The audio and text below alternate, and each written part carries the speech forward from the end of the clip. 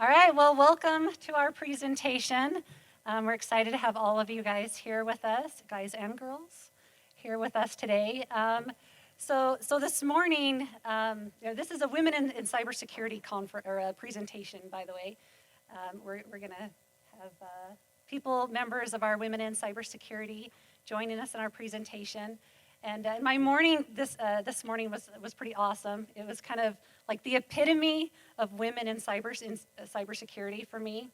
So this morning I'm driving here, and as I'm driving, all of a sudden I get like alerts on my phone that there's a possible security incident happening, right? And I'm like racing to the conference so I can get here on time, and I'm like, crap. So I hurry and pull over into a grocery store parking lot, right? And I'm like grabbing my laptop as fast as I can, jumping on my laptop. My team's already on it. They're looking into what's going on. I'm joining them to see what's happening.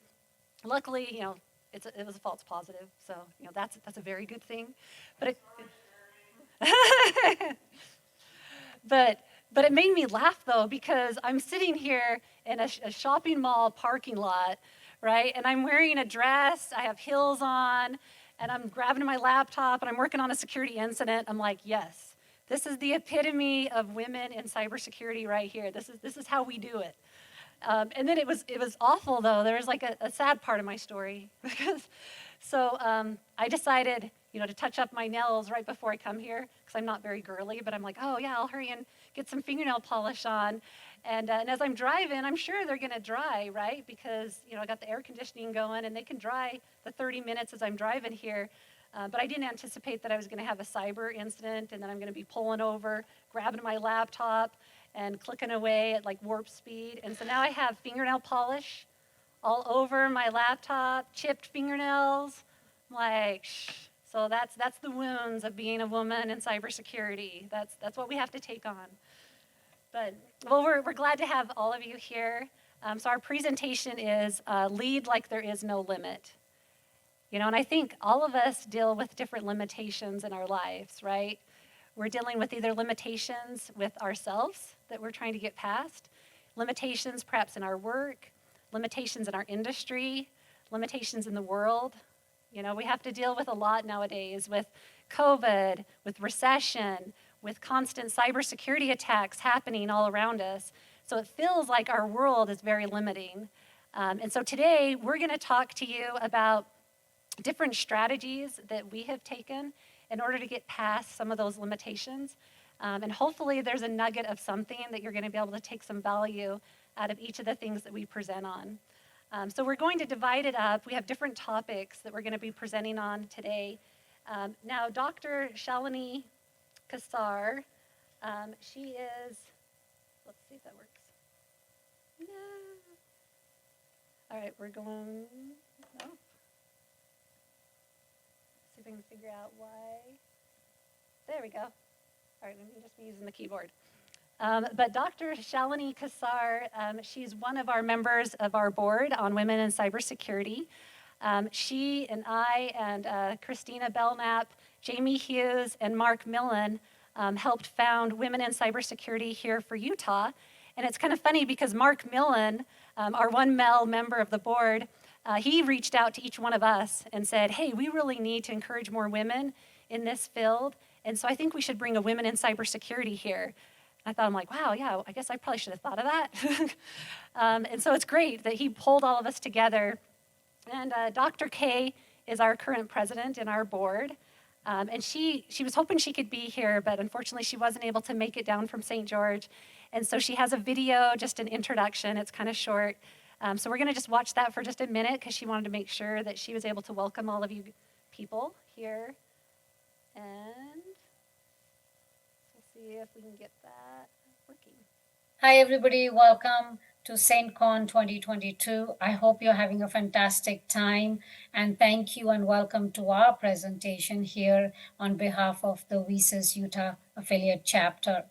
I just wanted to say welcome and say sorry I can't be there, but what I thought was just a few minutes of saying hello and how are you and giving a little bit of a background of who we are in terms of WiCyS. I'm Dr. Shalini Kesar. I am a professor in cybersecurity at Southern Utah University, but here I'm coming to you as a capacity of a founding member of WiCyS as well as the president of WiCyS Utah affiliate. You'll see the board members and the founding members in our group here. It's a fantastic group that we've decided to get together and create a strong community in cybersecurity, specifically in Utah. And the fact is that there is a gap between males and females in this field. So when we talk about visas, we're not just talking about females, we are talking about male allies. We want different kinds of perspectives, different fields, and different walk of life that where you are at, whether you're a senior level or you're just starting in the career. But our goal in WiCyS Utah is to create a community that is strong and we can support each other and have kindness and empathy amongst each other and help each other as well as collaborate. So this is a great presentation, but welcome again. Just a little bit about WiCyS in general. If you go on WiCyS website, you will see it started back in 2011 by Dr. Siraj, who actually won this as an NSF, National Science Foundation grant. And then it ended up becoming affiliate chapters all across the globe, not even United States, across the globe. So we are fortunate. We started WiCyS Utah back in 2021. So we are still the new kids in the block, but we would love it if you join us. Look us up on LinkedIn, WiCyS Utah. You'll see us. Our website's there. And Sherrie's there, who I'm sure will give you more details. Well, thank you again for taking the time to hear my welcome. And please reach out to us at any time, and we would love you to join us. And if you've already joined us, fantastic. So thank you. Have a wonderful day. I hope you enjoy the presentation and all the other presentations. Thank you and bye-bye. Ah, sweet, the clicker worked. All right, well, and as Dr. K said, WiCyS, Women in Cybersecurity, it started a ways back based off of a National Science Foundation grant. And now it's worldwide. We brought it here to Utah, and we want to encourage everybody, right, men, women, everyone, to be a part of this. And our goal is to just try and break down barriers, help support one another, help us to grow in cybersecurity, and just network and assist one another so there aren't limitations in our world. And this is the current board right now for Women in Cybersecurity. So Dr. K, who you just saw, myself, Christina Belknap, she's the CISO of Health Equity. She was hoping to be here today, but she had something come up, and so her director of fraud investigations, Haley, is going to be presenting with us today. And Elizabeth Benegas, she's a general counsel for Tori, and she's in Spain right now. I mean, SAINTCON, Spain, I don't know what she was thinking, but I guess Spain could be fun. So this is our current board, and so anyway, if you want to learn more, you can go to WiCysUtah.org. All right, well, we're going to just turn it over to Haley, who graciously volunteered to come and present, with 2 days' notice. She's put this presentation together, and we really appreciate her being here, so I will turn it over to Haley. Thanks, Sherrie. Hello, we can't see you, anyone really in the audience, so I'll say hello, and thanks for having us. I appreciate everybody not walking out of the room when you heard that I was not a cybersecurity person. I am a fraud person, indeed. So I'm here to talk to you a little bit about not fraud and not cybersecurity, but imposter syndrome. And I thought the irony was not lost on me for me to come to a cybersecurity conference as the fraud person and talk about anything in general. So I'll give you a little bit of my background to let you know why in the world the fraud department reports up to the CISO at Health Equity, and how I got here. So I'll go back to this slide. So I've been with Health Equity for just over a year and a half. Prior to that, I was most of my career in banking, so over 20 years in banking, and about 19 of those years in investigations. So my team, roughly 2009 timeframe, when the banking world was getting hit with dire malware, if that's familiar to any of you out there. I got curious and I started asking questions and I started making friends with our Cybersecurity Operations Center and ended up running our cyber fraud program. So I don't know nearly as much as any of you do about cybersecurity, but I know how to shut up and listen, and so I've learned a lot from my colleagues and my mentors, and it's cost me a whole lot of Dr. Pepper and Mountain Dew and Red Bull and all the things that keep people awake doing threat hunts all night, but it's been worth it. I've learned a lot. And so, yeah, that's kind of how I ended up here and how we are affiliated with WiCyS and under the CISO at Health Equity. So I'm going to talk to you a little bit about imposter syndrome. And again, the irony is that I could not be more authentically presenting imposter syndrome to you right now if I tried. So knowing that I'm coming to this conference with all these very, very smart people, my colleagues, my co-presenters, incredibly smart and successful and well-educated, and little piece of vulnerability about me, I never even finished a college degree. I went to college, did all the things, first person in my family to pursue college education, and then I got pulled into security in the banking world, and I was like, oh, cool, I don't have to get pepper sprayed in the face, and I can still do investigations. So that's kind of how my career progressed. But yeah, I stand alongside these people with multiple master's degrees and incredibly smart people, and I have to fake it like I know what I'm talking about. So know that you're not alone when you're feeling that way, if you feel that way. And I just wanted to show a little video of when Christina, my boss, who, by the way, when your CISO comes to you and says, hey, can you stand in for me? You don't turn that down. So just a little piece of advice for you. Is this gonna play? No? Okay. Come on, I gotta use a Mean Girls reference when I can use one. Why isn't it?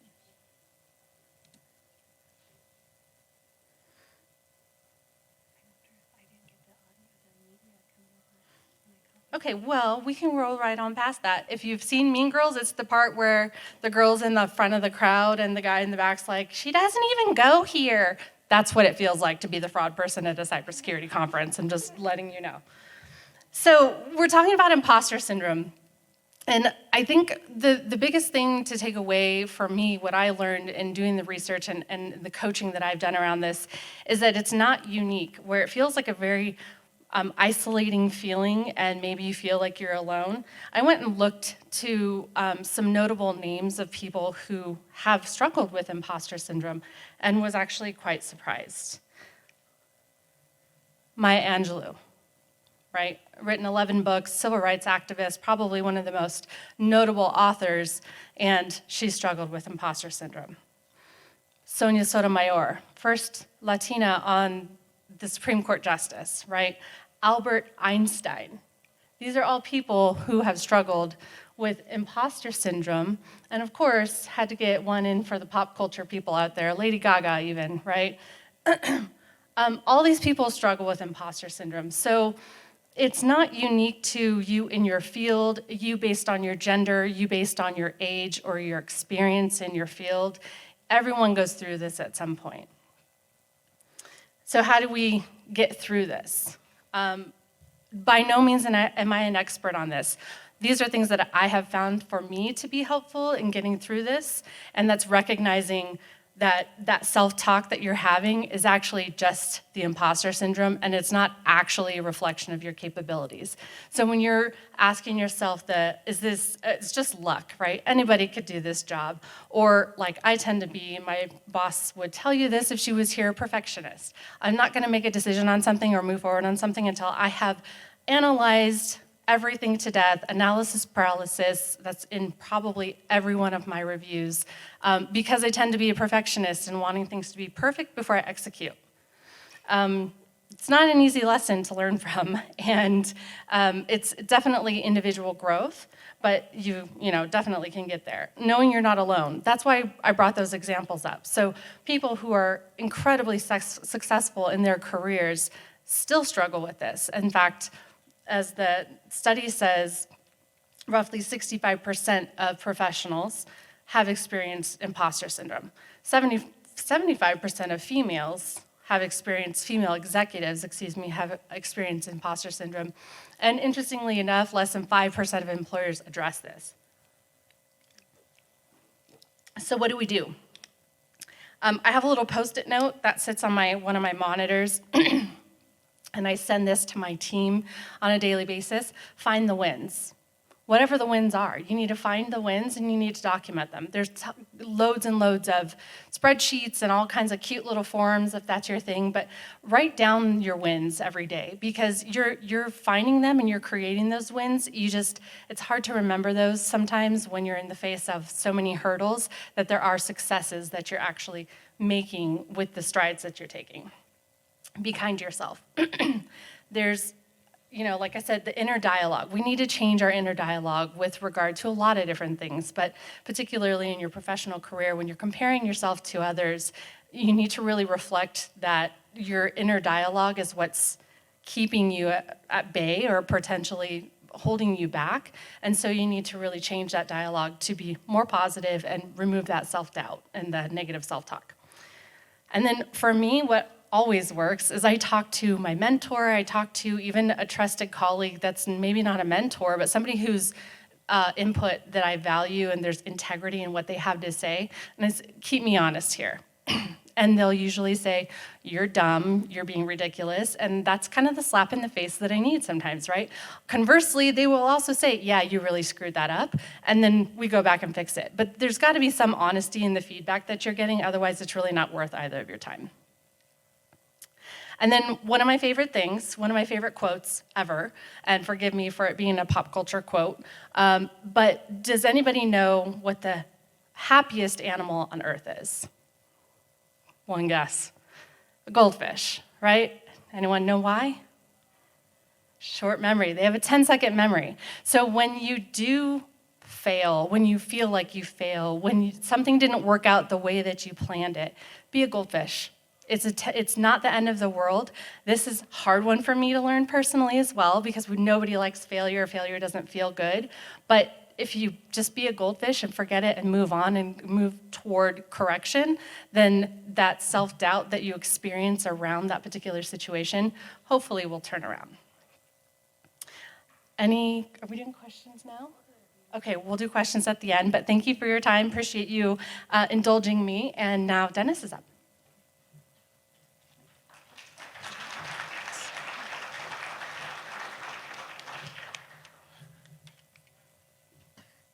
Hi, everybody. I'm Dennis Taggart, and I've got to say it's a super big honor to be presenting with Haley and Sherrie.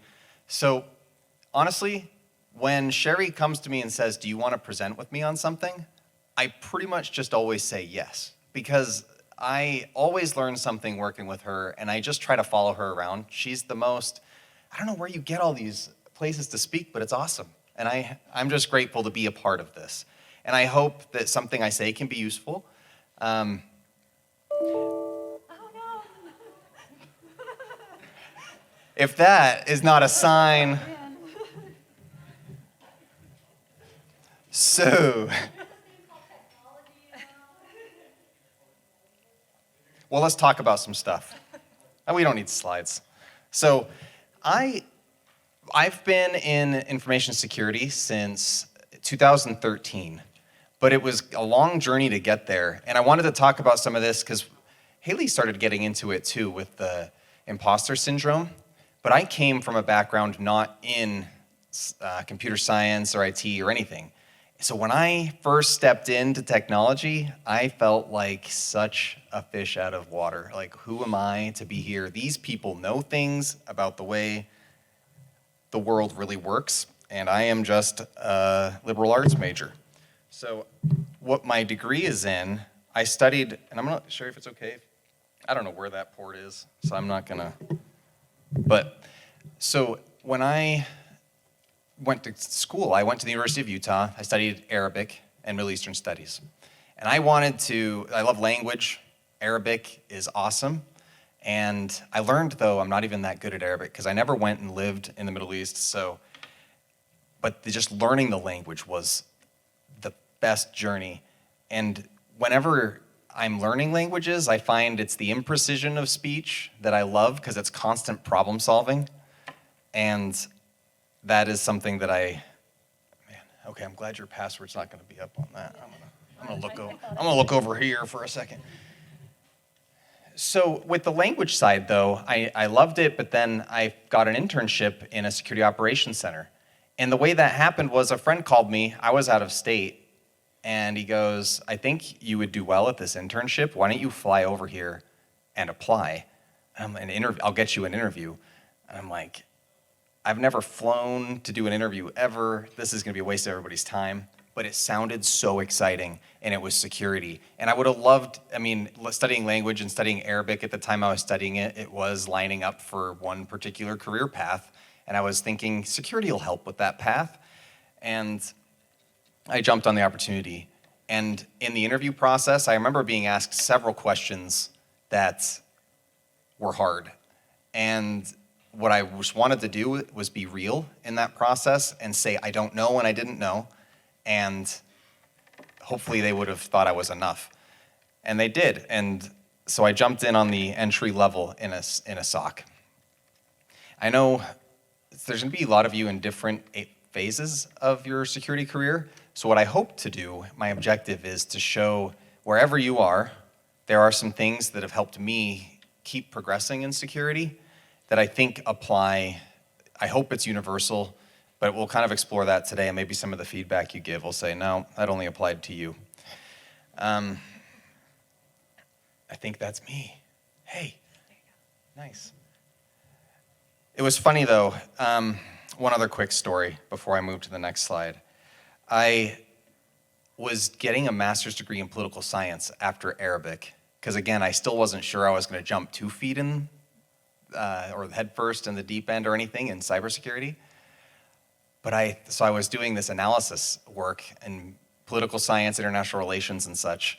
And even working on a master's, I was sitting around people who were barely getting out of like their bachelor's or as an associate's or whatever it was. And I still felt super weak and just incompetent. And I wanted to prove I could do something. And that feeling though, there were several times I would talk to a mentor. I'd say, I feel like this. I don't know that I'm enough.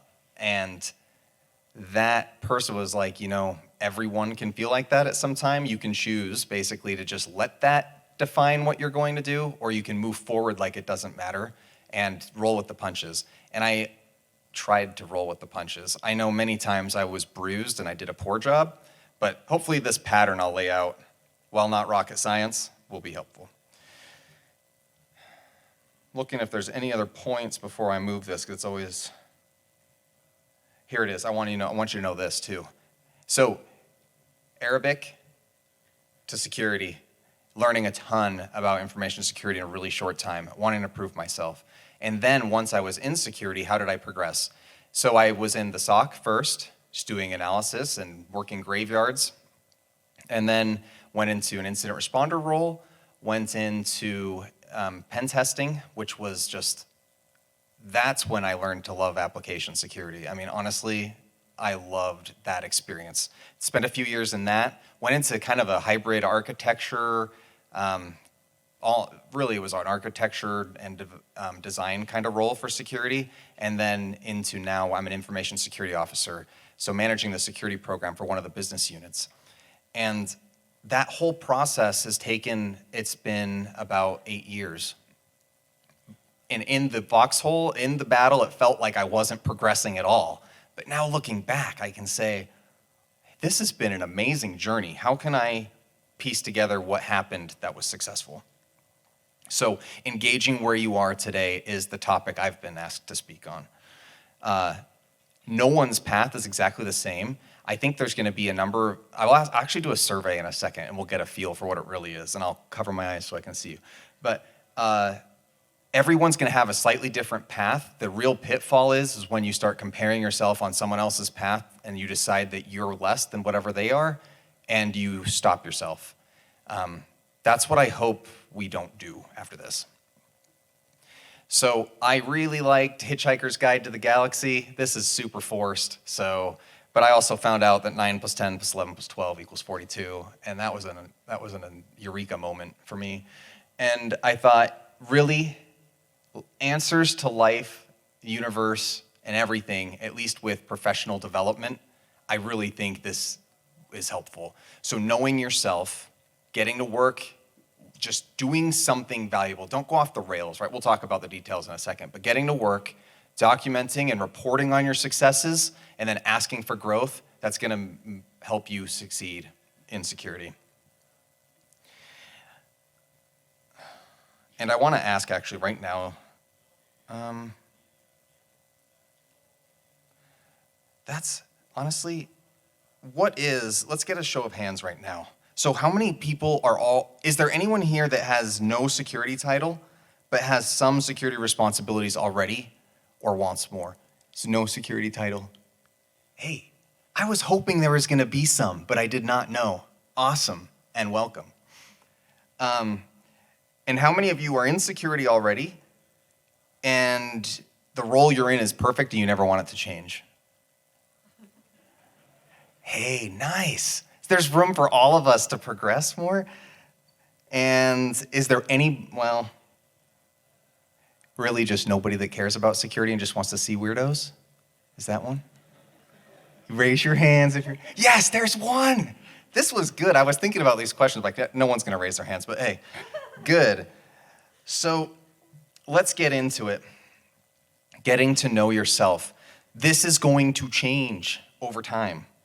I mean, really, whenever you present, here is a static slide, and this is the answer to everything, like really you're gonna change maybe tomorrow. You might see a presentation in the evening that's gonna change your life and be, I never knew I wanted to do fraud investigations. Maybe, who knows? And that's okay, but really assessing yourself regularly like this, as I've done this, it has helped me. So I hope it would do the same for you. What do you like to do is important, and maybe more important than you let yourself realize. What are you good at? Be honest. You're good at something, and you have a unique contribution to add. Even if you're a team of 15 analysts or incident responders or whatever you're on, you are unique and have something to add. And especially as you bring in additional experience, you're gonna look at something slightly different, and that is value added. I like this too. This is actually really hard to think through, but where do you see yourself in the next 5 years and in long term, 15 years? Where do you want to retire role-wise? That question has been on my mind, and it's helped guide my decisions. So once you have that stuff, think about your hobbies and do interesting hobbies and think about how they're analogous to security. It's valuable. So just start working. Honestly, you're going to be faking it at some point. Now, whatever role you're in, especially as you progress with more responsibility or you become more senior, even if you're never a people manager because it's not what you want to do, technical experts always too, there can be something new that you need to learn about. New systems installed, the world changes, maybe your organization moves from AWS to GCP. I mean, there's gonna be some learning there. Whatever it is, start and be interested and open to learning new things. I love picking these random projects at home. I really try to have a healthy balance of what I'm doing for work and what I'm doing that's fun. And I've tried to find, and work is fun, I'm in security, let's be honest. But it's really too, if I just do one thing all the time, I worry I'll get stale. So sometimes digging in and getting started doesn't mean just more security. You might find something else. I found metalworking is something I really love. And so I've been smelting aluminum cans, and that's way more work than it's worth, but it's fun. And I found analogies there for my life that have helped me and hopefully made me a more interesting, kind of well-rounded person. I want to get into a little bit of reporting on successes and a framework. Who am I? This isn't a framework. It's like one bullet on a slide. But honestly, this having a little word has made this interesting enough for me to do it every year. So I know Finnish as a language, and that language is really interesting. And I have a personal joke to myself. So MOCA means mistake in Helsinki slang. So I thought to myself, this is funny. It's also an acronym, Memorandum of Key Accomplishments. And it's just, look, it's not a mistake. So it's kind of a really stupid inside joke to myself that I shouldn't have shared. But that's why it says MOCA up there. And it's just, every year, I look through what I've done. I write down a couple of notes. This cannot be a giant dictionary or you will never do it again. Just be simple. But as you found out something you like. You're now getting started in an area that you're interested in, and maybe you want to expand your security expertise, maybe you want a title change, you have some goal. You're doing work that you can now, how does this relate to that goal? Write down the success, hand this to your upline at the end of whenever you're doing your performance review. Like seriously, this has nothing to do, whatever your system is that they do that with, usually if you can attach something, that's what I do. It's like they're talking about all these goals. This doesn't even have, this is my personal key accomplishments that I then attach and I really just augment whatever the company wants me to do with this. So I think this one's key though, because if you don't do that, it gets harder to ask for growth, because that I think is extremely important. I know that some may feel extremely nervous about asking for some kind of promotion or for a change. You might feel like it makes you sound needy or like they're gonna not wanna give you any assignments because you just are asking for something every time they ask you to do something. Those last steps help growth conversations be so much easier. It enables you to prove, okay, not only was I interested and self-motivated, I got to work and I still got all the stuff done I needed to before, by the way. I recorded my successes and the way it helped. Now I've done this research. There are these other positions that maybe they have, I like to look at LinkedIn job roles just to get a feel for what am I doing now? I don't even know what to call myself sometimes. Will anyone understand what an information security officer is if I just say that word? Or do I need to use it different? Is it an architect? How much overlap is there? What do I want to be? And I take those job roles and I start dreaming up my dream title or my dream salary or whatever it is. And it's just, a lot of times I think we want to start here because this is the best part. When you see growth, it feels really good. But if you start here, you just don't have the whole package, I think, to really get what you're looking for. So those first few really set you up for winning. And honestly, new titles can be a promotion in themselves. If this ever fails for you, I think that having at least the structure will let you know, well, is it time to look for another company? Maybe they'll have more growth opportunities. And it'll help you feel more confident when you think to do things like that and you don't just jump ship into like out of the frying pan into the fire type situation. It'll help you be prepared. So those are my main points. Again, in summary, know yourself because you're the driver here. Getting to work, recording and reporting on your successes, and then asking for growth. Don't just do all that awesome stuff and then not ask for more because you deserve it.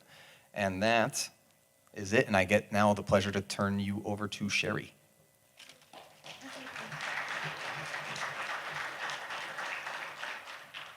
All right, well, thank you for bearing with us this far. And I'll give you some hope, right? I have a hacking demo near the end of this, so hold on, you're gonna make it. It will get fun. But awesome advice, and it's a pleasure to present with both of these people. I definitely suffer from imposter syndrome. That's something that I've always struggled with. And the way that I combat against that is I surround myself with brilliant people, all of you, right? I surround myself with people I can learn from and who can support me. And that's why I constantly drag Dennis with me to presentations, because I don't know why I get called on things like this too. But it's great to have support and friends that you can call on. So if ever you're doubting in yourself and you're wondering, are my ideas okay? Can I make it in this? Can I get up and present? Can I progress in a field like this? Look to the people around you. Look to a support group. There's so many different communities in cybersecurity, especially here in Utah, right? We have 801 Labs. That's a great group of people to connect with. Utah Saint, who puts together SAINTCON. InfraGard, I'm in the presidency of InfraGard. It's a FBI organization. It's community-based. We work with a lot of organizations, and we're constantly trying to help companies be more secure. You can join InfraGard, Women in Cybersecurity.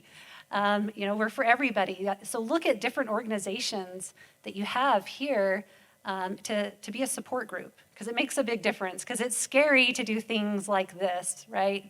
But it makes it a lot easier when you have support and people around you.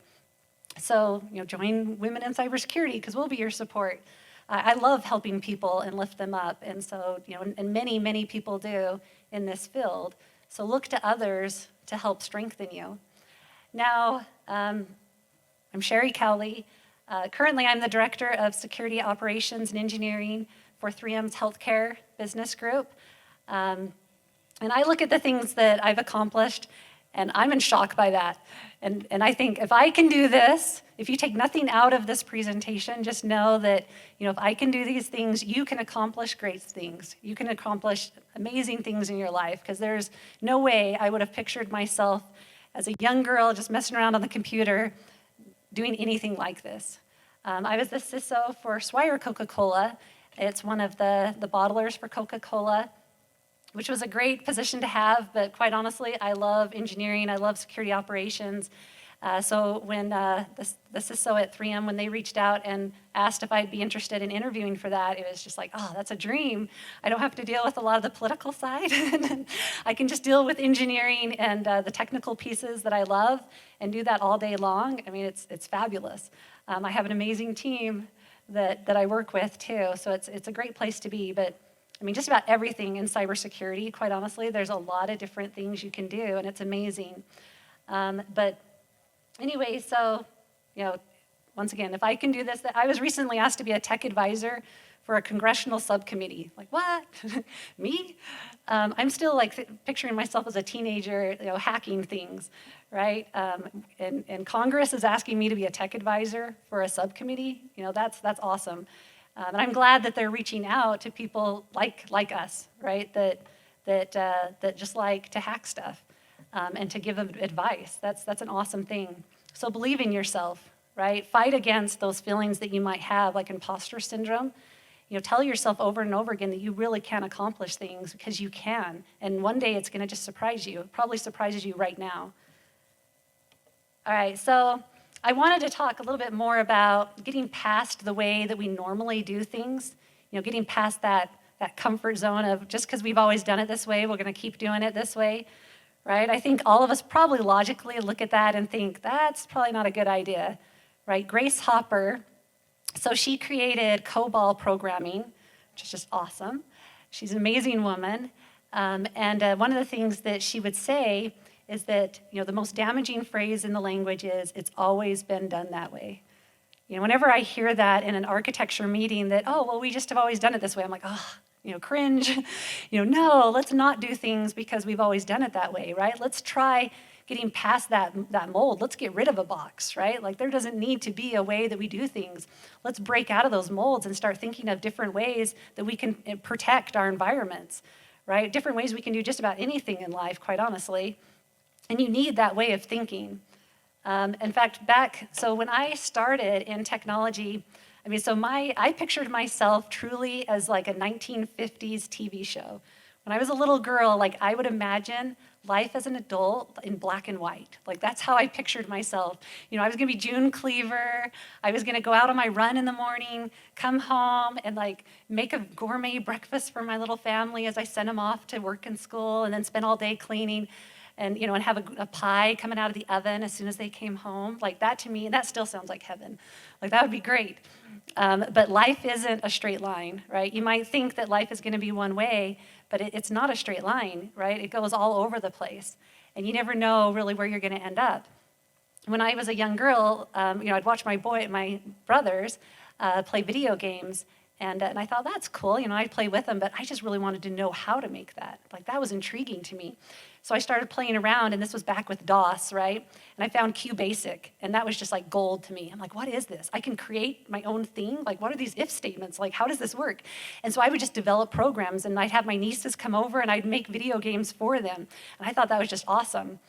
My parents, they had a small company, and because I loved math and I was good on the computer, they asked me to do all their billing and their payroll and stuff, and I was like 12.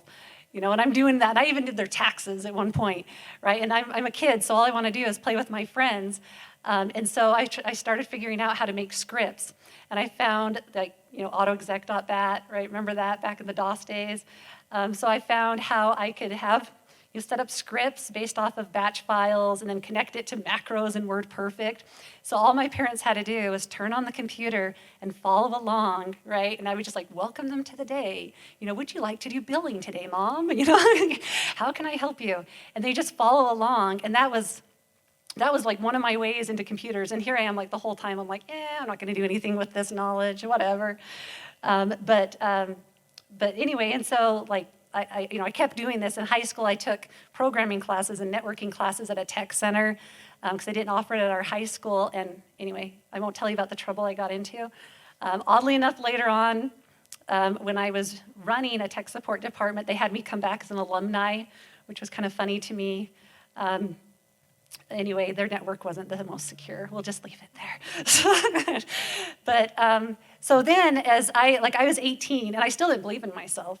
Right? And I applied for a customer service job because I figured, I'm like, oh yeah, I'll just do this. That'll be fun. I didn't even take my ACTs because I didn't think I was going to go to college. No one in my family went to college. I don't need to do that, right? I'm 1950s, June Cleaver. And so I applied for a customer service job, just, why not? And they looked at my background and saw that I had taken these programming classes, networking classes, and they're like, why don't we have you come and be a computer technician for us? I thought, all right, why not? Okay, I'll try that. And then there was a supervisor position that opened up, and I was always told that, hey, you should apply for things. Just assert yourself. Try for things. You never know. So I applied. I assumed, of course, they're not going to give it to me. But surprisingly enough, Scott Schmuel, he was the director at the time, still a mentor of mine. He believed in me when I didn't believe in myself, and he saw in me the ability to motivate others. And so he hired me as the supervisor. I then became the manager at 19. I was managing 19 computer technicians, right? And most of them were men, much older than me. And it was shocking. It was like management by fire, right? How do I do this? But, and as you can tell, right? I still struggle, believe in yourself. But what I found is that I loved my team. I had an amazing team. But we were missing things like customer service skills. There's only a few guys that were really good at customer service. The rest of them just loved technology and really couldn't stand people. So I had to go out and convince our HR to find people looking for temp jobs. So once I got into that position, I started finding how can I expand my team so we can be more diverse, so we can have other skills within our group. And I told them to go find people applying for customer service jobs. Right? I'm like, I can teach someone technology. That's easy. I'm like, I can teach people that, but I can't teach someone to be nice to people. That's a lot harder.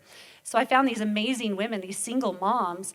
One, from Latina, just women from different backgrounds and diversities and struggles in their lives.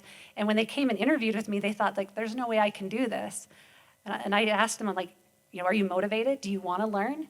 Well, yeah, I'd like to learn. I'm like, okay. I'm like, I will teach you technology. I'm like, I need the skills that you can offer my team. I need to have customer service. I need people skills within my group. And they were amazing girls on my team, and they did an incredible job. And they learned technology pretty quickly, right? I mean, this is stuff that we can teach people. So don't be afraid to think outside the box, right? And there's benefits in diverse thinking. Right? I think we've probably, there's only 10 minutes left. Oh man, I'm gonna have to speed along. All right, we'll just skip past stuff. All right, so we've probably already seen this before. Grandma used to cut the ends off the roast, so everyone else did. That's not the way we need to do things. Civil War, right? Could you imagine if war was still done this same way? We don't need to do things the same way that we've always done it. And then in technology, when we think about all of the different attacks happening, we have so many vulnerabilities that are hitting against us all the time. You can't just have the IT person, right? The traditional IT guy that does the network, that does security, that does it all, right? You can't do that anymore. There's just too much hitting us, right? There's vulnerabilities in each one of our environments. In fact, over the last year, there was 28,000 vulnerabilities in 2021. And this year, we're probably going to see more than that. There's almost 300 vulnerabilities found in systems every single day. And a lot of these vulnerabilities, in fact, I'll show you this demo. A lot of these vulnerabilities allow you to get past the perimeter and get right into a server. So we need to have different ways of thinking. We can't do things the same way we always have. So this is an example. This is a past organization. I won't name any names. But this I thought was kind of a cool exercise in how diverse ways of thinking is very valuable within your security team. So we started getting hit by a lot of attacks, and we weren't sure what was going on. But one thing we noticed is that there was a common, kind of a common variable that was continually used. And when I looked at it, I just assumed it was just a random, group of characters. You look at the content string, and that's very random. So I didn't think there was anything really to that variable. I just thought maybe they just put that in there. But a member of my team, who is from an Asian country, he has a lot of family in Vietnam and friends, and he's like, Sherrie, do you know An is like the most common Vietnamese name? I'm like, oh. And then apparently it also means elder brother, and it could also mean I, so someone could be referring to themselves. And so then I started looking at it from a different angle, because I'm like, oh, I guess that's true. And then NT can be an abbreviation for a very common last name. And so we started looking at it a little bit from a different lens, and lo and behold, I started finding a lot of IP addresses from Vietnam. And then we started connecting some of those IP addresses. They weren't like obviously known as being malicious for this group, but we were able to tie all of them back to a VEDL. It's called the VEDL group. It's an organized crime group out of Vietnam. And if I didn't have a member of my team with a diverse background, I wouldn't have been able to make those connections. But because we found that, we were able to track down all the activity that was happening, find out that they were trying to take advantage of a 0-day that was going on, and block it before anything happened in our environment. So there's great benefit in diverse ways of thinking. Like your background, whether it's Arabic, fraud investigation, whatever it is, there's value in that. We need that in cybersecurity.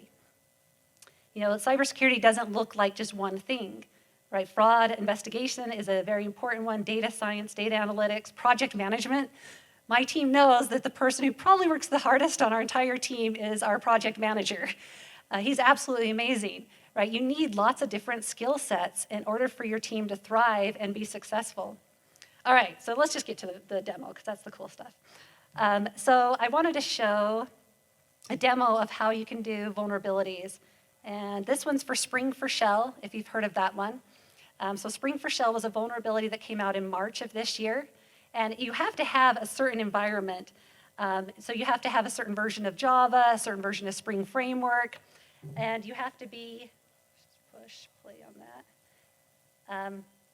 You have to have it running out a container, a Tomcat container. So this is recorded because I did this for a Homeland Security presentation, and they made me record it so that way they can inspect everything to make sure it was okay for me to present. But this is live. Like I really did all of this. Here, I'll stop right there. Okay, so this is a program I created, just Java. I put it in a container. It's running off of a Tomcat server. It's obviously very vulnerable to Spring for Shell. So what I'm doing right now is I've just downloaded an exploit. Oh, it's not showing? Oh, shoot. Yeah, you guys are like not seeing what I'm seeing. Let's try that. All right, but you can see, like, even though, this was running off of my machine, because obviously I'm just doing this as a test environment. So this is the Java application. Let's see, is it actually working? Okay, I think it's working now. All right, so here's the exploit here. So I just downloaded this. I just tweaked it just a little bit for demonstration purposes. But now I'm just going to run that against the website that I created. It's kind of simple, right? And here we go. Let's see if we can pause this, if I can find how to get there. That's it. Okay, we'll go faster. But so here I just run the exploit against this, and you can see that it now has captured shell on the back-end server. So it was able to exploit a vulnerability inside the Spring framework, interconnected with all those other pieces, and now I'm able to connect right into the server. So we'll play again. Okay, so I'm just going to take, it says shell can be located at, right, that's like my local machine because that's where I'm running it from. Okay, so now I'm on the server. This is me on the server. I'm going to just type in a Linux command because it's a Linux server. So I'm typing in who am I? I'm root. And root gives you system access. I have access to anything I want pretty much on this server. Now I'm just going to take a look at what's on here. I just typed list. This is showing me the files. It's really basic because I just threw this together. But I'm going to take a look at this pom.xml and see what's in there. So I can see there's a little more information. There we go. I can see there's a little more information about the system, so I could learn some stuff, but okay, that's fun. But let's see what else we can do here. So now we're going to take a look at if we can find maybe users who've signed in on the server. So I put in etc password. Sometimes you can get the password in here, but usually it's just the usernames. So you can see this was Homeland Security that I created this for, right? So Dirty Harry made a lot of sense in that context. So the user who signed in was Dirty Harry. All right, so now I got the username, but maybe let's just see if there's a password copy in the shadow file. So I'm going to the shadow file now on Linux, and lo and behold, there's the password. It's encrypted, but there's the password. And so I'm going to copy that, and I intentionally made the encryption pretty simple just so I could demonstrate like all the way to the finish line. So I'm going to copy that and paste it in here. This is a little decryption tool that I have to break that down. So any guesses on what Dirty Harry's password could be? Make my day, maybe. Whatever things do you think Dirty Harry says? Yeah, do I feel lucky, punk? Well, do you? Right? So, I mean, you see how simple that was? I mean, how long did that take, right? Like, you could count that down, how fast that was, that I found a system that was vulnerable for Spring for Shell. I ran the exploit against it.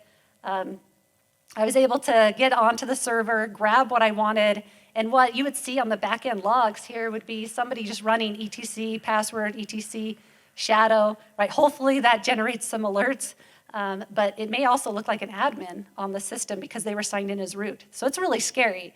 So there's a lot of vulnerabilities out there that should worry us, right? That keep, I know, our team up at night. And you can't count on luck, and we can't do things the same way we've done it all over and over again, right? We have to have all of us. We need people with different backgrounds. We need people with different ways of thinking to come together in order to combat against this. One layer of protection isn't enough. We need lots of different ways of thinking, and we need a team of people to help us to combat against this. All right, so thank you. Do we have time for question and answer? Okay, cool. So we're going to just open it up now. If you guys have any questions, I don't know if they set up a mic. Maybe not. Just this one? Yeah, if you want, you could just come up here or just yell loud and we could repeat it. That might be easier. So yeah. Do you guys want to stand up? Yeah, stand up. Oh, hello, sir.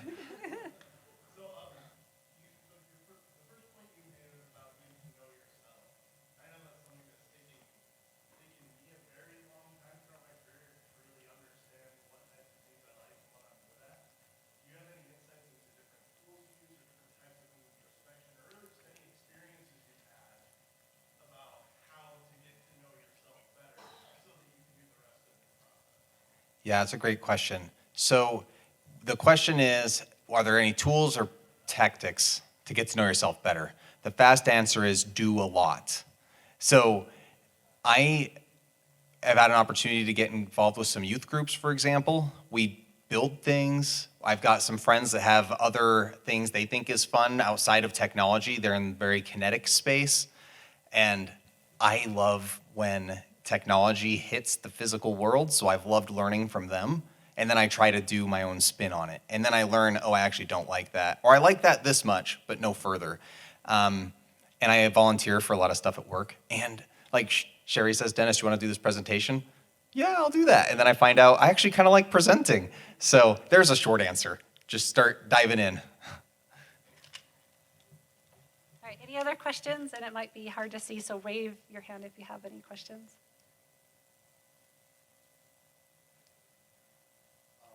Yeah. With the track your success at this point, Yes. what what tooling have you used? Kind of, do you have like just a 3x5 card you keep, or Word doc? How do you do it? It's a good question. So I try and we do it collaboratively with my team. So we'll create a OneNote in Teams is as easy as that. For me personally, I tend to dabble in kind of visual graphic type stuff. So I'll create a cute little, at the risk of sounding super girly, I create a cute little just spreadsheet that's makes me want to go to it. So I don't, and I leave it open and I just jot things down, successes, challenges, and then with the challenges, create a roadmap on how to address those challenges.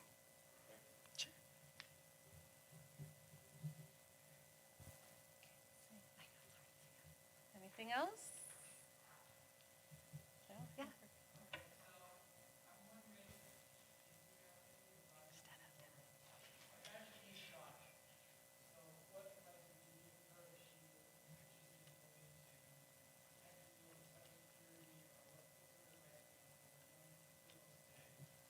Yeah, that's awesome. So he was asking, what advice could we give to young girls today who are interested in technology? First of all, I mean, it's an amazing place for women to be. The word computers, right? That comes from women who were computers. They would compute for NASA. They would put together algorithms to help NASA, and that's where that term actually comes from. So the history of computers is actually women. And so let your daughters know that, yeah, women need to be in this space. This is our history. It's in our blood. It's a part of who we are, right? We belong here. And yeah, there's going to be times where maybe they're the only girl in their department or in that room, but there's lots of guys that are going to be surrounding them, that are going to be supporting them and helpful. And if ever they have a hard time, one of the things I find that's most beneficial is I go to like an advocate, like a Dennis, right? Or people I work with who are my friends and support me and help me. And I know that that they're going to speak up for me in a meeting too. If someone's being rude, they're the ones that are going to stand up for me, and that helps a lot. So it's helpful to have advocates and friends, and know that there's a lot of people out like that. And so technology is definitely a place for girls and for everybody. So yeah, thank you. That's a great question. All right, any other questions? I think we're done. Okay, well, I think we need to wrap up. I think we gave away all of our mini badges, but we do have some stickers that say "Hack Like a Girl." If anyone's interested in a sticker, come find us. And please, join WiCyS Utah if you'd like, and we'll just keep the excitement of SAINTCON going.